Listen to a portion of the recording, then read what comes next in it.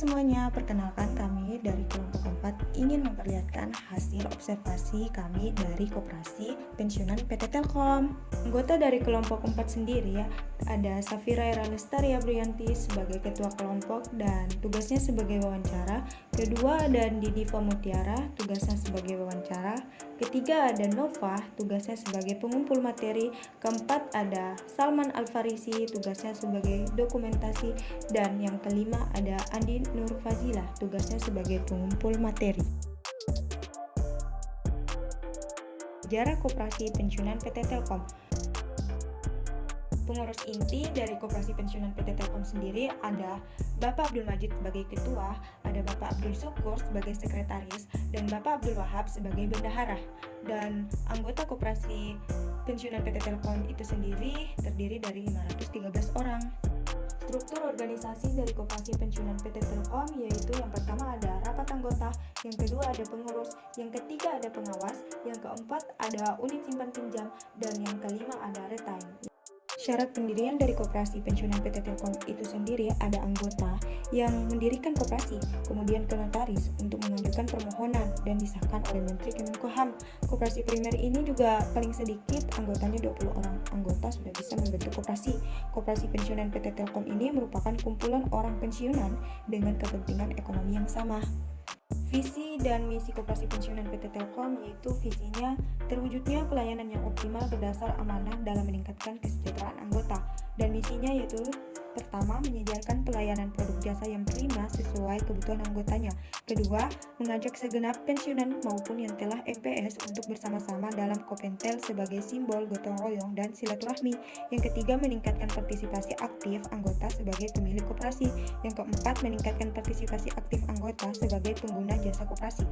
Yang kelima, mengoptimalkan sumber daya yang ada untuk meningkatkan pelayanan dan usaha koperasi. Yang keenam, memberikan pelayanan yang terbaik dan mengutamakan kualitas pelayan pada anggota maupun calon anggota. Dan yang ketujuh, menjunjung tinggi AD atau ART dan keputusan rapat anggota. Adapun permasalahan yang dihadapi oleh Koperasi Pensiunan PT Telkom yaitu yang pertama, kekurangan modal. Kedua, ruang lingkup yang terbatas, maksudnya hanya untuk pensiunan saja, tidak mengambil dari luar pensiunan. Walaupun dalam Undang-Undang Nomor 25 Tahun 1992 menerapkan masyarakat yang ada di sekitar, tetapi dalam koperasi pensiunan ini tidak merekrut orang luar dan hanya untuk pensiunan PT Telkom saja.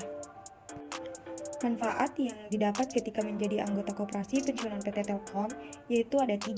Yang pertama, meningkatkan kesejahteraan anggota. Yang kedua, diberikan kemudahan untuk mendapatkan pinjaman. Dan yang ketiga, sebagai ajang di dalam silaturahmi daripada pensiunan itu sendiri. Yang ini maksudnya mempererat. Inilah yang lebih utama dalam pendirian Koperasi Pensiunan PT Telkom itu sendiri. Tujuan dari Koperasi Pensiunan PT Telkom yaitu pertama, meningkatkan kesejahteraan kepada anggotanya dengan layanan prima dan terbaik. Kedua, peningkatan sumber daya pengurus dan pengelola secara profesional. Dan yang ketiga, ajang silaturahmi dari para pensiunan. Sekarang kita masuk ke bagian sasaran, bagian yang ingin diketahui. Misalnya bagaimana pola manajemen dari Koperasi Pensiunan PT Telkom, yaitu keuangannya dipegang oleh bendahara, ada pengurus dan pengawas. Tujuan dari pengawas ini mengawasi daripada pengurus bagaimana pengelolaannya dari koperasi itu sendiri. Terus, apa sih usaha kegiatan yang dimiliki Koperasi Pensiunan PT Telkom? Yaitu usahanya dilakukan ada usaha toko dan simpan pinjam serta unit usahanya. Terus, bagaimana sistem koperasi yang dimiliki Koperasi Pensiunan PT Telkom? Yaitu dalam mengambil keputusan koperasi ini kalau yang biasa-biasa dari pengurus dan bersama-sama dengan pengawas. Kemudian yang dianggap vital dalam mengambil keputusan yaitu rapat anggota. Bentuk koperasi dari pensiunan PT Telkom ada 2, yaitu simpanan pinjam dan konsumsi. Strategi dari Koperasi Pensiunan PT Telkom ini ada 3. Yang pertama, mengembangkan unit usaha dari koperasi itu sendiri. Yang kedua, terdapat pengembangan sumber daya. Ini anggotanya diikutkan dalam pelatihan yang dilaksanakan oleh Dinas Koperasi Kota. Dan yang ketiga, mengembangkan sistem informasi dari koperasi ini.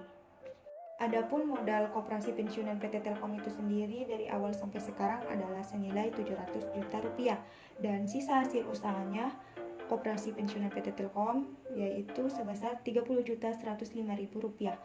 Simpanan anggota Koperasi Pensiunan PT Telkom ini terdiri dari 3, yaitu simpanan pokok, simpanan wajib, dan simpanan sukarela. Koperasi Pensiunan PT Telkom mempunyai kelebihan dan kekurangan. Untuk kelebihan dari koperasi ini dapat memberikan SHU kepada para anggotanya. Dibanding dengan koperasi lain, dia juga mempunyai unit usaha berbentuk perseroan terbatas. Sedangkan kekurangan dari Koperasi Pensiunan PT Telkom ini yaitu kekurangan modal, dan tidak semua pensiunan mau menjadi anggota Koperasi Pensiunan PT Telkom. Ada sedikit quotes yang kita munculkan, yaitu masa lalu telah menjadi sejarah. Menyesali kesalahan adalah yang terpenting, tetapi jika apa yang telah terjadi terus-menerus menjadi penghalang untuk berbuat sesuatu hari ini, maka dialah yang menjadi masalah.